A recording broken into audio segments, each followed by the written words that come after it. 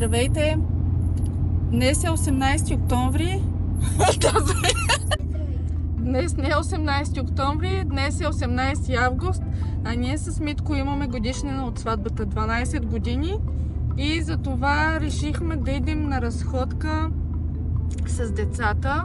Едното не иска да се снима, няма значение. Всеки има право на избор. Другото е фотогенично и иска да се снима. Сега ще ви пусна малко кадри от пътя. В момента сме на Асеновградско шосе и ще ви пусна няколко кадри, за да видите красотата. Плана, както може би вече сте чули, е да направим една бърза еднодневна разходка в чудните мостове и някъде ще направим пикник за обяд.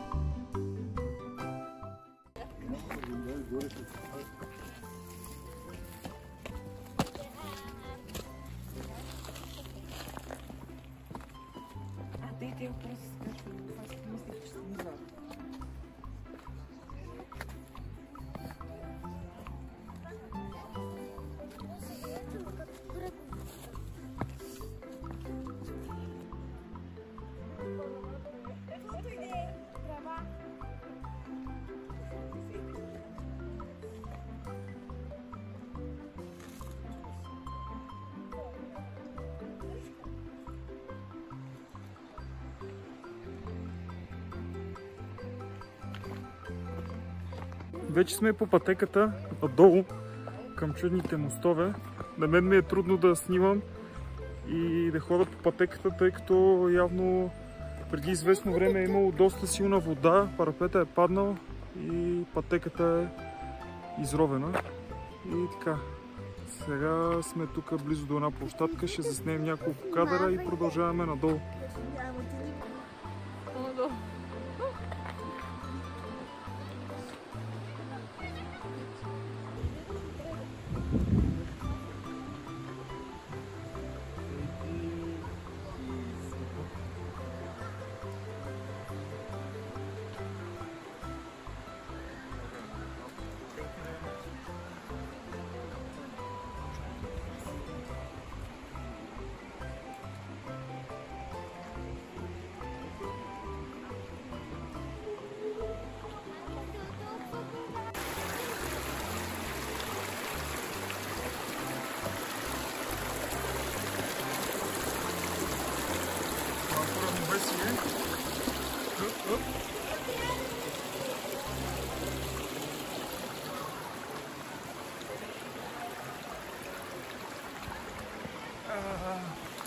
Я да видим дали ще минат и останалите.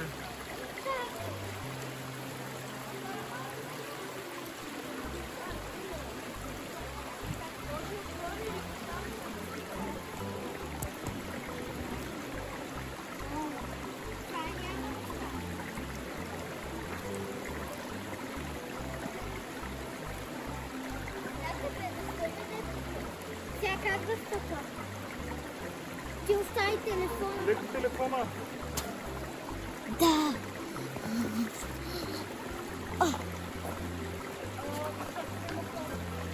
Да, айди.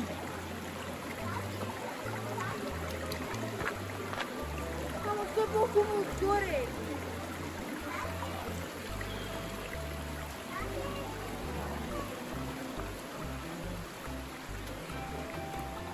Татя, ти чули как изпищях? Горе.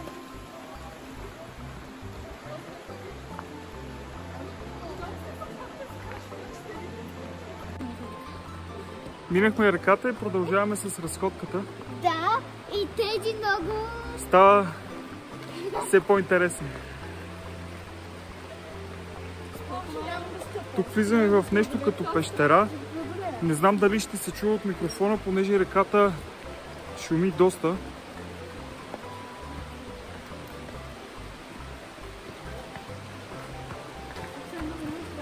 През реката ли трябва да минаваме? Виждат се дупки. Малките стади. Тук е добре.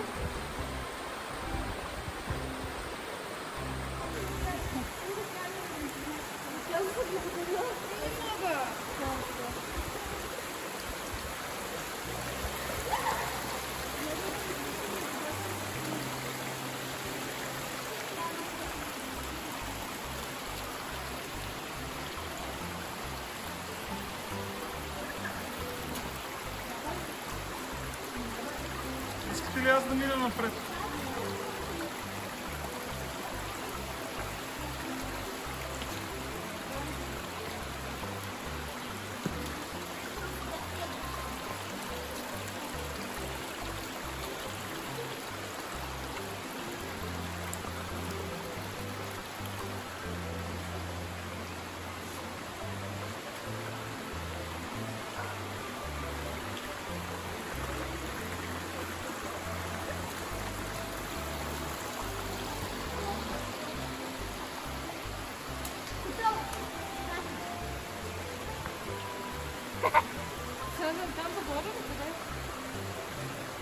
Да.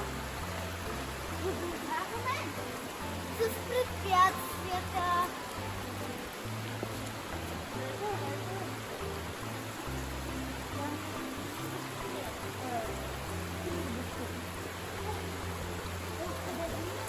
Минавам напред аз, защото не мога да чакам.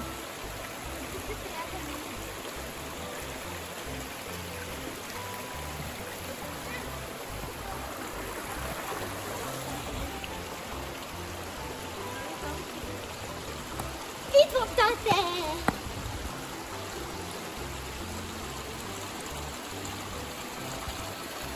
Айде са, ще продължаваме ли напред? Продължаваме напред, да.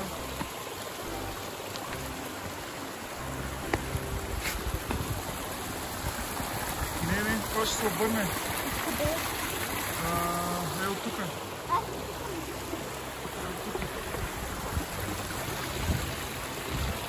Аз и Габи сме от едната страна на реката, Цвети и Теди се обърнаха да видим дали ще се срещнем някъде. Ние сме от по-трудната страна, да.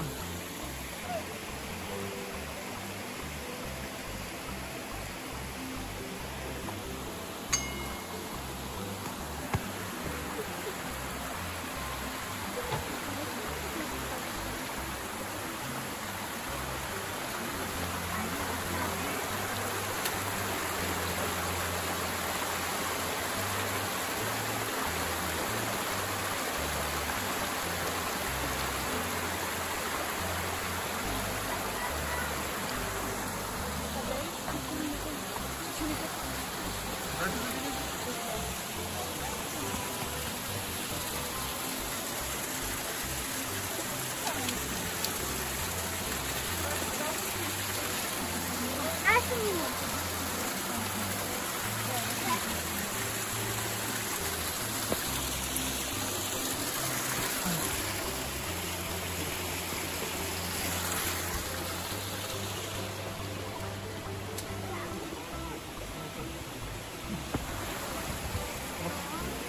Вие ще идвате ли?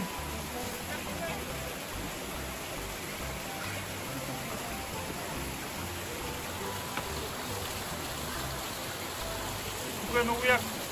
Яко е.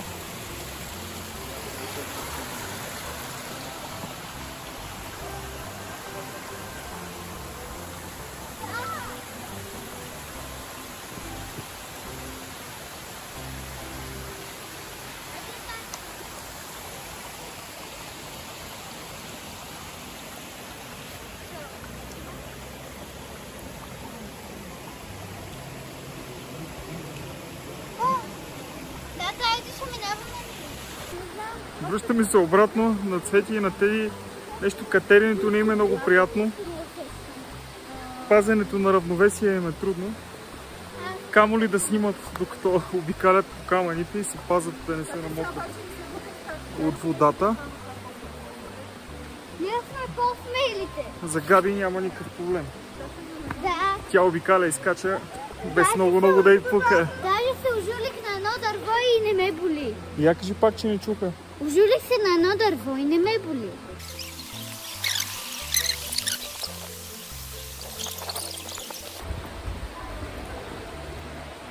Тук отдолу е просто невероятно.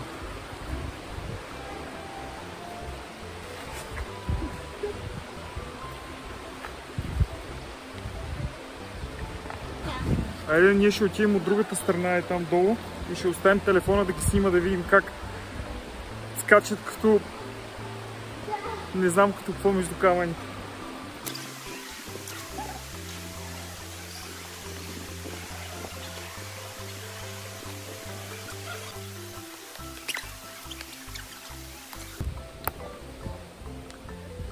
Цвети и Теодора са доста бавни, но пък затова ние като напреднем имаме възможност да ги изчакаме, да ги изчакаме 1-2 минути да може да снимаме. Да.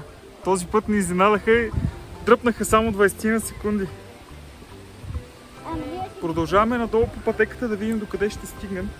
Ние с Цвети преди много години, може би 14-15 години сме идвали тук.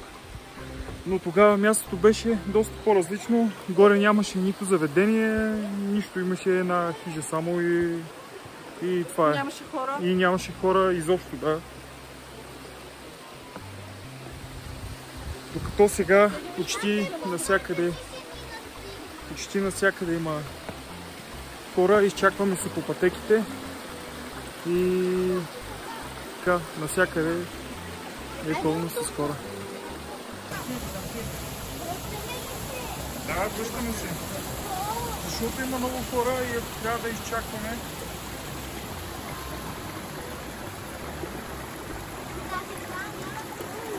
Идваш ли?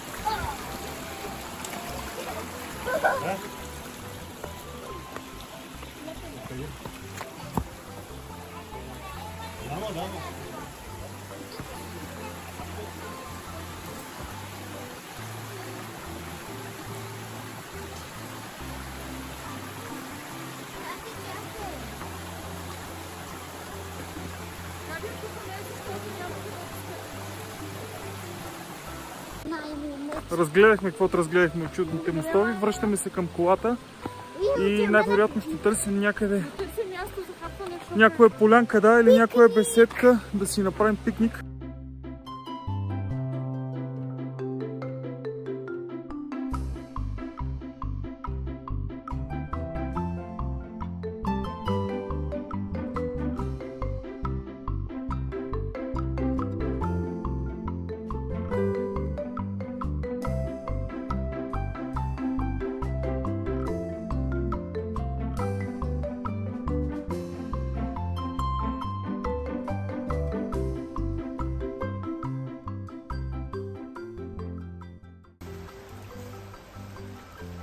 Кажа ли на хората?